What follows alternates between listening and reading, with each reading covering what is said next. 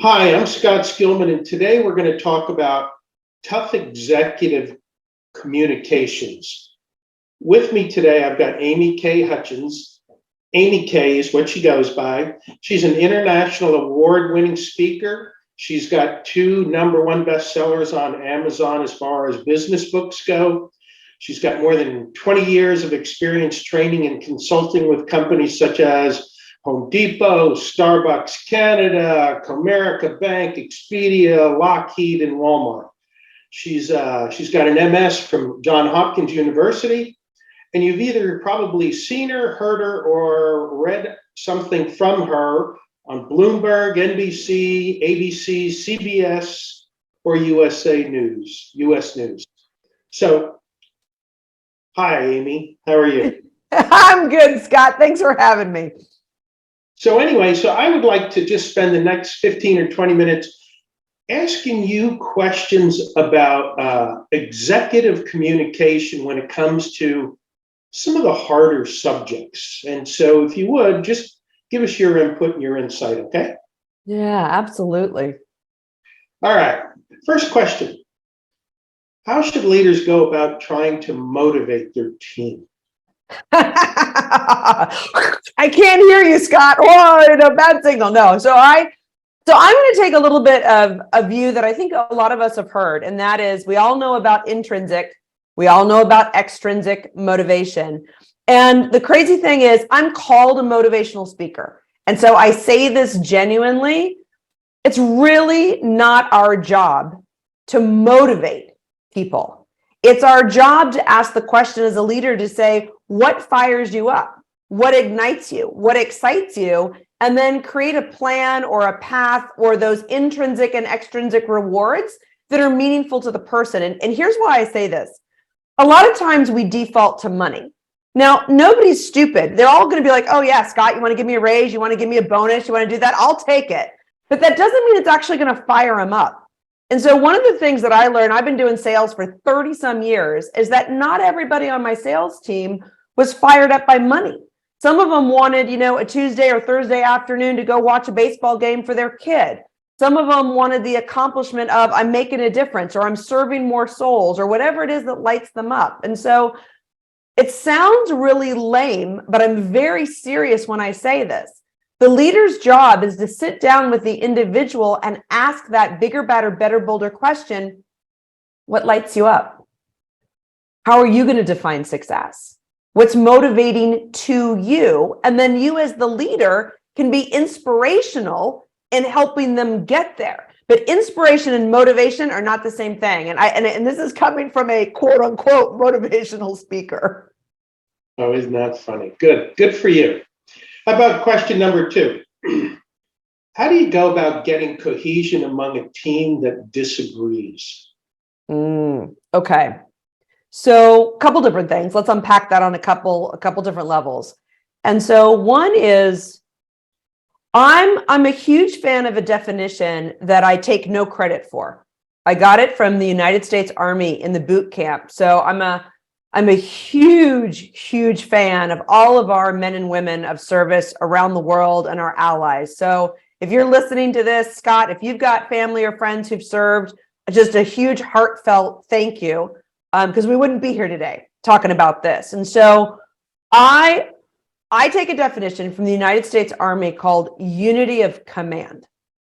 And unity of command means that there is one mission and there is one message. We are more loyal to the team that we play on than the team that we lead. And I'm going to say that again. We're more loyal to the team that we play on than the team that we lead. So in business, that doesn't mean that you don't fight for your people or that you're a voice for the team. It just means that when you are an executive, you've got to be loyal to your fellow executives, to the greater good for all, to the mission and vision of the company, which means that you need cohesion from the top down of we're going to make decisions for the greater good for all, for the mission. So typically what happens, let's just get real world for a second. So I've witnessed this in my own executive leadership experience where somebody will come in and let's just say, Scott, you're our CEO and we've got just enough money to hire one more person this quarter. That's all we've got. And so everybody comes in and they're duking it out, right? I want to hire on my team. Somebody else wants to hire on their team. And everybody just gets combative and selfish. When you have unity of command, when you have a cohesive team, you've got mature thinkers, thoughtful leaders who say, who do we need to hire that's going to have the biggest impact? Where does it make sense to prioritize the hire to reach our mission? What's the hire for the greatest good for all? And then let's prioritize that. So if I am a cohesive, unified team member, instead of duking it out, the very first thing that I'm going to ask is, well, which hire, which position is going to have the greatest impact for all of us? Might not be my team member. And my team might have to suck it up for another quarter or two while we get to where we're going. And so this kind of long-term strategic thinking builds a cohesive team. Very good. You see quite a bit of that. Just look at sports. You go and watch the Ryder Cup. Every time there was a Ryder Cup, the U.S. would have individuals that were a much better team, but they didn't play as well together as the Europeans, and the outcome became the same over and over and over again, where the U.S. lost. Well, it's that, it goes right back to that word that you used. Do we have a cohesive shared agenda, or do we all have our own personal agendas? So following on to that question, do you think competition among a team is healthy? Yeah, to a certain extent. And then it's like that limiting return. So do we want healthy competition of we all up each other's game? That's healthy competition, which goes back to your first question. I'm intrinsically motivated to play to my best capacity, and being around other A players ups my game. And so that's a healthy competition that I want to harness that collective intelligence, play off of one another, produce as well as somebody else. That's all healthy competition. The unhealthy is when we reward too much for you meeting your personal agenda at the cost of another. Okay, good. So within an organization, you'll have players that you internally rank A, B, C, D players, right?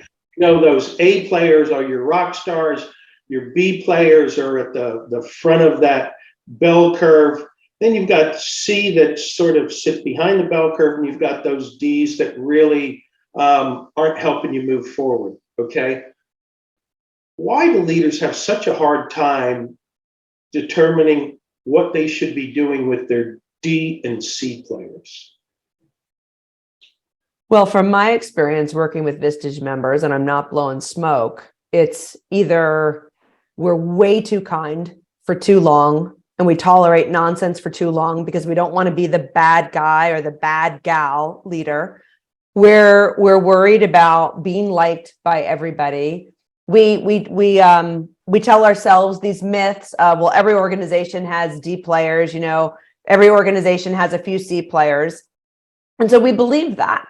And so what we end up doing is avoiding the hard conversation. And a lot of times we avoid those hard conversations because we don't know how to get them started. We don't know how to give people feedback. We're not sure of the intent that we're going in. We're afraid of the unintended consequences of being too harsh or, getting sued in the process. So we have a lot of fears. And that really is what it bubbles down to, is either a lot of fears, false assumptions. And here's the crazy thing. D players, not acceptable. Absolutely not acceptable. There are some C players that are lazy louses, and they need to have a healthy, constructive conversation about upping their performance. And then there are some C players where there's a category of C. And what I mean by that is maybe they're rock stars. Maybe they're A when it comes to your culture. Maybe they've been with you for 15 or 20 years, and they are loyal, and they are good people, but they've reached their capacity. And so then you need to make the decision of, well, maybe they'll have a job for life because they live and breathe your culture and they're a good person, but we need to limit their scope. And one of the things that I think, in fact, I was just having this conversation with a coaching client last week, is I said to them, you're never going to fire this person, but you do need to set them up for success. So let's narrow their job description, because the company and Scott, I know you've seen this in your Vistage sharing, the company outgrew this person 5 years ago. You know, they started with the company, they were a great contributor in the beginning, but now the company has outpaced their capacity. And so what this gentleman and I were talking about, CEO of his company, is you don't have to be a jerk and fire this person, but stop telling yourself that they're a C player. They're actually an A player when it comes to culture. And then let's narrow what it is that they do so they can be an A contributor in this. And then I'll give you another one that just came up because maybe listeners will resonate with this. I was talking with a woman the other day, coaching client, and she said, I have a woman who's been with me for 20 something years and I don't want to fire her. And I said, you don't have to fire her. But now we need to talk about her upping her game just a little bit. So let's have that conversation about her legacy. If she's going to, like this woman was saying, I don't want her to coast for the next 2 years either. I said, well, then don't let her coast, but let her contribute in a way that's meaningful. Put her up as a mentor, give her a mentee, let her start teaching product knowledge or operational knowledge to the next successor. Give her a significantly meaningful role, but let's narrow it. And so these are the conversations you want to start thinking about having so that your C player becomes stronger. So, it's interesting you say that because the next question really rolls into those people that really they've been with the company a long time and they've helped get you where you are and they have this library of knowledge, but they are resistant to change because it took them 20 years to learn this. Yeah. They don't want to pass that information on so somebody learns it in 2 years. Right. Knowledge is power. How do you convince those people to take the legacy approach to pay it forward? You don't convince them. And that goes back to our motivation question. You don't motivate anybody, but you can ask them the benefits of teaching somebody. You can ask them where their resistance is coming from. So it's kind of the classic human phenomenon of, if I had to jump through 12 hoops, I want you to jump through 12 hoops. If I had to grind my way for 20 years, I want you to earn this too. And you have to ask somebody, where does that type of thinking come from? Well, it came from a belief system that grind is the only way to do it, or that 20 years is how you earn your stripes. And so instead of saying, again, I'm going to convince you to change your behavior, you have to get them to actually break the habit of their old thinking. It's kind of like, as Joe Dispenza says, you got to break the habit of being yourself. So you have to uncover, well, where did that belief come from that the next generation has to do that? It was kind of like, when, again, like my dad used to say when he was getting his PhD, that all the older professors were like, we want to make this hard on you too. And he's like, why? And of course, we're going back 50 years ago. So I think one of the things that I would ask a leader is, how might we make it easier and less stressful for somebody to be successful in this product knowledge? Because here's the kicker, they're going to have their own challenges. Every generation brings solutions and every generation brings new challenges and faces new challenges. So why would we want to inflict pain on a generation that's going to have their own struggles and hurdles? They're just different. Right. No, good stuff. Next question. We've talked about some difficult subjects. Leaders face tough conversations every day, but so often they have a tendency to avoid them. What's that all about? So I always joke, the life that you want is on the other side of a tough conversation. And yet the average, and I think this is a fascinating fact, this is the nerd in me coming out, but on average, an executive will avoid a tough conversation anywhere from 6 months to 2 years.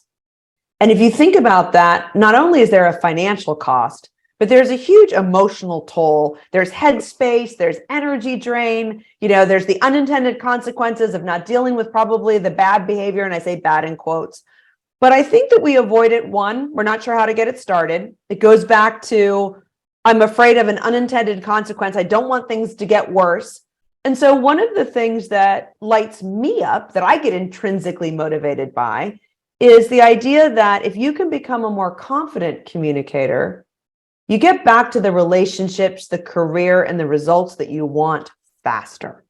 And so one of the best jujitsu tricks I'll share with you right now is if you have a tough conversation, own it and just say that.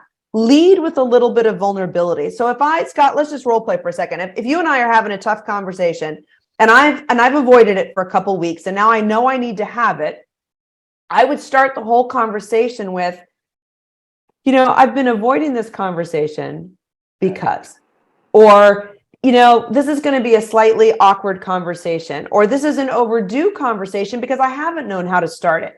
So you're going to be a little bit vulnerable first. That's the first thing that you do. And then the second is you actually convey the import. So I would say, hey, you know what, Scott, I've been avoiding this conversation because I haven't really been sure about how to start it, but it really matters to our team, or it really matters to you and me, or it really matters that we talk about this because of the client or the prospect or our goals or our culture, or if it's a personal conversation, to our relationship. And so now what I've just said is this has been hard, or I've been avoiding it, and it matters. And that is a beautiful way to communicate, to connect, is that this is a little hard, and it's really important that we have it because I care about you.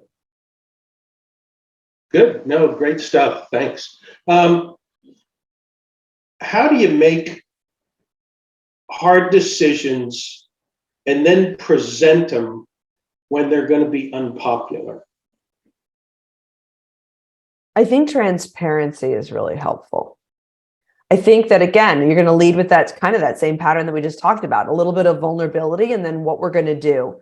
And so I believe in the confidence of saying, hey, this was a really tough decision. And if it's appropriate, we took all your input, and if not, that's fine too. But then what I love to say is, here's my thought behind the decision. So that you don't have to share everything, but you can give people a little bit of a glimpse into the fact that you did take some thoughtful discernment. You did take a considered approach. You didn't just, willy-nilly. And then here's what we were talking about recently at a sales training is, you don't have to be all wishy-washy of like, oh, we're going to give it a try. We're going to see how it goes. You can be the confident of, this is what we're going to do right now. And if information changes, or if circumstances change, or if the scenario changes, we'll reassess where we're at. That sounds very different to a listener's ear than we're going to give this a try. So I like the idea when leaders come a little bit more confidently to say, here's the decision. Here's the thought that went into it. Thank you for your input, if appropriate. And then say, this is what we're going to go with unless circumstances change, or until circumstances change. Or you could say, and if circumstances change, then we'll readdress it. We'll look at it. But here's the game plan for now. And I think that gives people also a sense of reassurance of, okay, we're going forward. Now, it may not be popular with everybody. And you can be just as transparent about saying that as you can say, hey, I understand that some of you are going to have to adjust around this.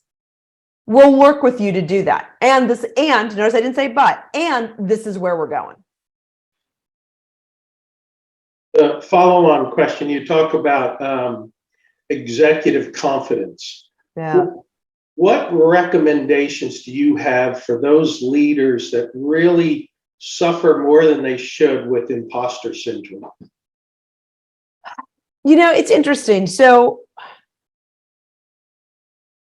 I'll go back to a little bit of my story. So I started off as an elementary school teacher. We're going back to the late 80s. And my children in that classroom, they back then, it's politically incorrect today, but just it's what we did in the 80s. We labeled kids as learning disabled, gifted and talented. And I had the integration of both of those labels in my classroom. I often got the children that had been, again, labeled both of those. And so they were incredibly intelligent in one aspect. They were incredibly challenged in another area of learning. And the best and the brightest of those kids suffered from the imposter syndrome. And so it's been a phenomenon that's been around, I think, since the beginning of man, when somebody's like, oh, my cave's not as big as yours. But one of the things that I think is fascinating psychologically is that those individuals who suffer from the imposter syndrome are the ones who are actually more conscientious, more thoughtful, more intelligent in their thinking, higher performers, then we go back to your C players that will often walk into your office and be like, I'm a rock star. And you're like, not so much, C player. But the A players are the ones that are so conscientious and so concerned. They're looking over their shoulders to say, do I belong? Do I belong? Who's going to tap me and tell me I got to get out of here? So if you're suffering from the imposter syndrome, ironically, you're probably already ahead of the game. Good information. One of the things that we're seeing happen in today's environment is, the ground is shifting under our feet, right? It's becoming digital. There is AI. It's all about the cyber side. We're worried about banks. What's going to, all these things. Yet so many leaders think they really have a handle on their company culture, but it's a company culture that they put together several years ago. And so they're not necessarily really in touch with the company culture they have today. How do you recommend leaders stay in tune with the company culture they have, not the company culture they think they have? It's a daily practice of engagement and asking and connection. Really, at the end of the day, it's connection. And so it's fascinating because years ago, I worked for a $1 billion beauty product company, and I was based in Europe. And one of the gentlemen was saying that he thought he had done, the CEO of this company, or distributorship, he thought he'd put in the culture. He was sure he'd trained everybody on the culture. And then he stepped out, went and started a couple other chains, a couple other companies. And he came back about 18 months later, and he assumed that they were just doing all the stuff that he'd taught them, and they weren't. And he's like, well, when did we stop doing this? And they're like, well, we don't even know what you're talking about. And the point of this story is, most leaders say, oh, I've instilled the culture, and then they walk away and they ignore it, thinking it's just going to continue on its own. It's a daily practice of embodiment, of modeling, of re-establishing or readdressing the same values, having the conversations that you want about what does it really look like, that we're not just buzzwords. I think I've seen it in Vistage too, because I was a member for 8 years. I love Vistage. We talked about those culture buzzwords, where you'll put it on a chart. It'll be either in the rec room or the cafeteria, or you'll send out a PDF doc now that we're all hybrid, reminding people of the values. But you're really not talking about what those buzzwords look like, sound like, and feel like. So what does it mean to have trust? What does it mean to have respect? What does it mean to have excellent service? What does that look like? What does that sound like? What do we see people doing? And connecting with your people almost on a daily basis, if not a daily basis, as you trickle down the organization, to talk about what embodying those values is about in your company. Because if you think that, a quarterly conversation on culture is going to get you the culture that you want, you're wrong. And I think everybody relates to this now. Cultures are shifting because we're not, ironically, we're not all going back to the office, right? We're not all going back to the old world. Hybrid is here to stay. So how do you have a culture when some people will come to the office 1 day a week, 2 days a week, 3 days a week, or never? They're going to be 100% remote. So then that's a conversation of what does our culture look like in this new hybrid world? Good. One last final question for you, okay? How do you think leaders should measure success for themselves? Okay, I just didn't hear you. You cut out. Say that again. Leaders measure success for themselves. Well, I think that's a very personal definition. And I think that it's one where, and I'm going to sound a little trite when I say this, and then we can get a little bit more deep on it.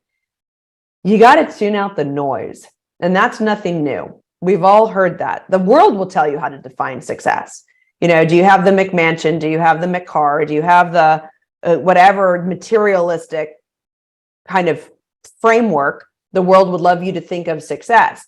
You can also have the flip of that. You can have the world on the spiritual side saying, are you your highest self? Have you reached your capacity and potential? And all of that, even that spiritual side, is noise until you take all of that information and you go, okay, I'm going to set it aside. what pieces are meaningful to me? What aligns with my essential self, higher self, capital S, as to how I want to live my life and what's important to me and how I want to define it for myself. And I think that some of that changes over time. How you're defining success in your 20s is not how you're going to define it in your 50s and 60s. And that's okay. But it's being really clear on what's most important to you. So I used to say, and I'll just give an example. In my 20s and 30s, it was all about climb. It was all about moving up the corporate ladder or moving up the entrepreneurial marks and how much money am I going to make and can I buy my first house? That's all normal. And now it's more like, how many lives can I impact? I'm keeping track of, less dollar signs in the last few years and a lot more souls that I care about and reaching my own capacity. And that's just one example. Hearing my answer, and this is the irony of it, it's kind of helpful and it's still noise. So you have to get quiet with yourself and say what's most important to you and what lights me up and how am I going to feel good about myself and the way that I play in the world.